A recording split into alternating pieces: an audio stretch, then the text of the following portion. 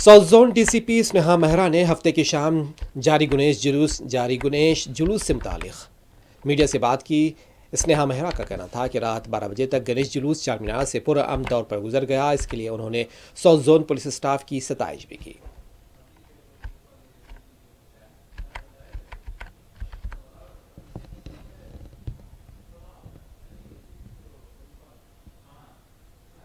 Good evening. आज south zone old city से Ganesh procession अभी लगभग 12 बजे पूरा क्रॉस हो चुका है। साउथ जोन में गणेश उत्सव के बारे में टोटल 1500 से ज़्यादा आइडल लगे थे, जिसमें 777 आइडल पूरे साउथ जोन से आज पास होने थे। कई दिनों से कड़ी मेहनत करके हमारे commissioner of police Shri CB Anand sir की गाइडेंस के हिसाब से साउथ जोन के पूरे officer specially heavy idol zone जैसे छतरी नाका, जहाँ एक सिंगल पुलिस स्टेशन में 700 से ज़्यादा आइडल लगते हैं और आज 350 से 400 आइडल तक मोबिलाइज होते हैं। उसके बाद मुगलपुरा 100 से ज़्यादा आइडल आज निकले हैं। हुसैनी आलम और ये पूरा इम्पोर्टेंट हमारा मेन प्रोसेशन का बेल्ट है जो